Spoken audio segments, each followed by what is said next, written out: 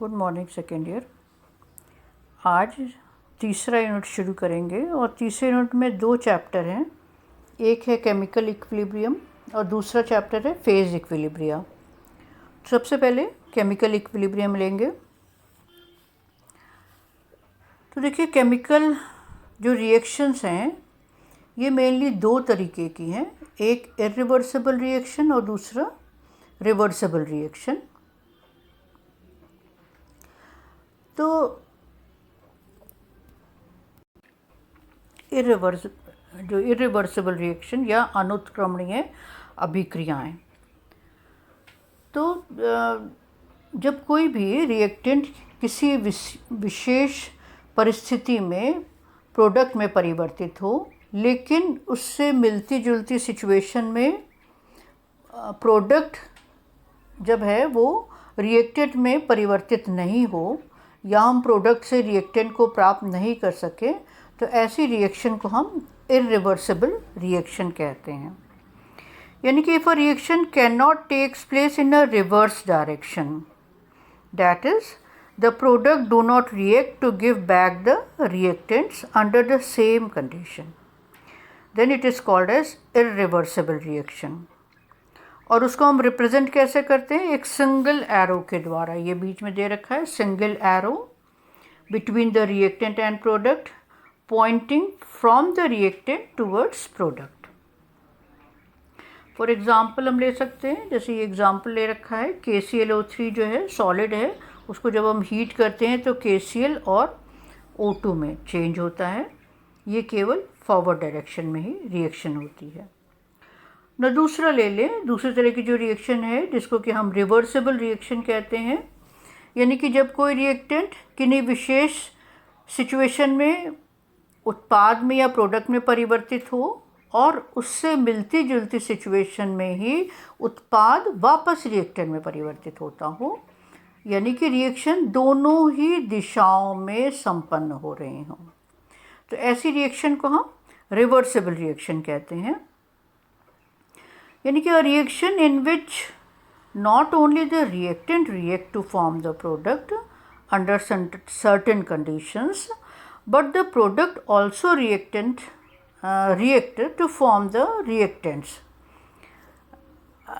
under the same condition। यानी कि जब प्रोडक्ट भी रिएक्टेंट में परिवर्तित होता है सेम सिचुएशन में, तब हम इसको रिवर्सिबल रिएक्शन कहते हैं। और इनको हम रिप्रेजेंट करते हैं डबल एरो के द्वारा बिटवीन रिएक्टेंट एंड प्रोडक्ट। इसका एग्जाम्पल, फॉर एग्जाम्पल जैसे H2 + I2 gives you 2HI। ना यदि हम प्रॉपर्टी देखें, रिवर्सिबल रिएक्शन के कुछ गुण देखें, प्रॉपर्टी देखें, तो जो ये रिएक्शंस हैं वो पूर्णता की ओर अग्रसर नहीं होती, यानी कि कंप्लीशन की तरफ ये these reactions do not advance towards the completion. कुछ समय के बाद हमें ऐसा लगता है कि रिएक्शन रुक गई है, लेकिन रिएक्शन रुकती नहीं है, बल्कि क्या होता है, आगे की दिशा में, अग्र दिशा में और प्रतीप रिएक्शन, अग्र तथा प्रतीप रिएक्शन यानी कि forward reaction and backward reaction में साम्य स्थापित हो जाता है। अर्थात दोनों डायरेक्शन में जो रिएक्शन चल रही है, फॉरवर्ड डायरेक्शन में और बैकवर्ड डायरेक्शन में, उनका वेग समान हो जाता है, और इसी को हम केमिकल इक्विलिब्रियम या रासायनिक साम्य कहते हैं। तो अब देखिए, केमिकल इक्विलिब्रियम या रासायनिक साम्य क्या है। रिवर्सिबल रिएक्शन में या उत्क्रमणीय अभिक्रिया में क्या होता है कि शुरुआत में जो आगे की दिशा में जो रिएक्शन चल रही होती है, यानी कि फॉरवर्ड रिएक्शन में, यानी कि जब रिएक्टेंट से प्रोडक्ट बन रहा है, उसका वेग मैक्सिमम होता है, वेग मैक्सिमम होता है, रेट मैक्सिमम होता है। और बैकवर्ड डायरेक्शन में जो रिएक्शन चल रही है उसका मिनिमम होता है। क्यों? क्योंकि सांद्रता रिएक्टेंट की मैक्सिमम होती है शुरुआत में, और प्रोडक्ट की क्या होगी, शुरुआत में मिनिमम होगी।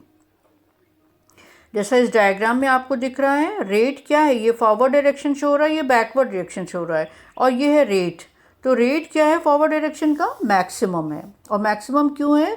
क्योंकि शुरुआत में रिएक्टेंट की सांद्रता ज़्यादा है। जैसे जैसे टाइम बीतता जाता है रिएक्टेंट जो है वो धीरे धीरे ख़त्म होते जाते हैं और प्रोडक्ट बनता जाता है। अर्थात जो रिएक्टेंट की सांद्रता है वो कम हो रही है जबकि प्रोडक्ट की सांद्रता बढ़ती जा रही है। तो इसलिए क्या होगा? रिएक्टेंट की सांद्रता कम हो रही है इसलिए rate of forward reaction decrease करता जाएगा, और जबकि बैकवर्ड रिएक्शन वो है वो इंक्रीज करता जाएगा समय के साथ साथ। और एक स्टेज ऐसी आ जाएगी जब फॉरवर्ड रिएक्शन रेट और बैकवर्ड रिएक्शन रेट दोनों बराबर हो जाएंगे।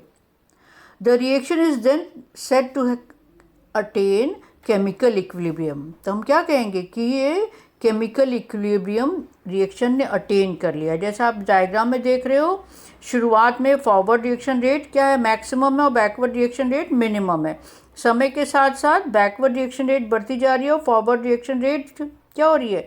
कम होती जा रही है, और एक स्टेज पर दोनों की रेट बराबर हो जाती है, यानी कि इसको हम कहेंगे इक्विलिब्रियम रिएक्शन ने अटेन कर लिया है।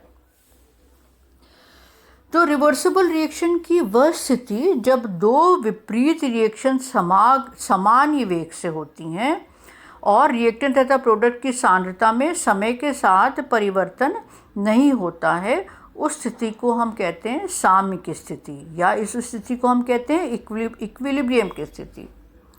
नाउ यदि हम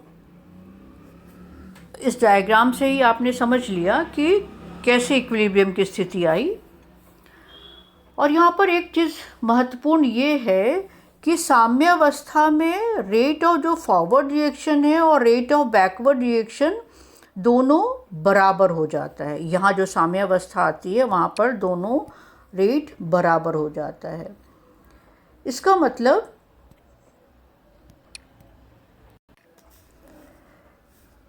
कि इक्विलिब्रियम पर जितने रिएक्टेंट प्रोडक्ट में परिवर्तित होते हैं किसी निश्चित टाइम में, उतने समय में प्रोडक्ट भी वापस रिएक्टेंट में परिवर्तित हो जाता है। Hence, at equilibrium, the concentration of each of the reactant and product remains constant. तो जब इक्विलिब्रियम अटेन हो गया तो रिएक्टेंट की सांद्रता में परिवर्तन नहीं होता, उसी तरह से समय के साथ प्रोडक्ट की सांद्रता में भी परिवर्तन नहीं होता। लेकिन कंडीशन क्या होनी चाहिए कि टेम्परेचर जो है वो कांस्टेंट होना चाहिए।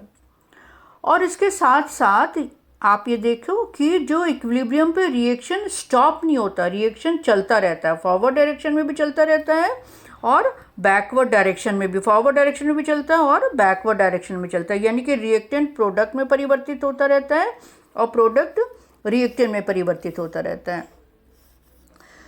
तो हम इसको इसलिए इक्विलिब्रियम को हम डायनेमिक कहते हैं, यानी कि गतिक साम्य कहते हैं। इसको स्टैटिक साम्य नहीं कहते, ये गतिक साम्य है। अब ये जो रासायनिक साम्य है ये चल रहा है, ये कैसे पता करें?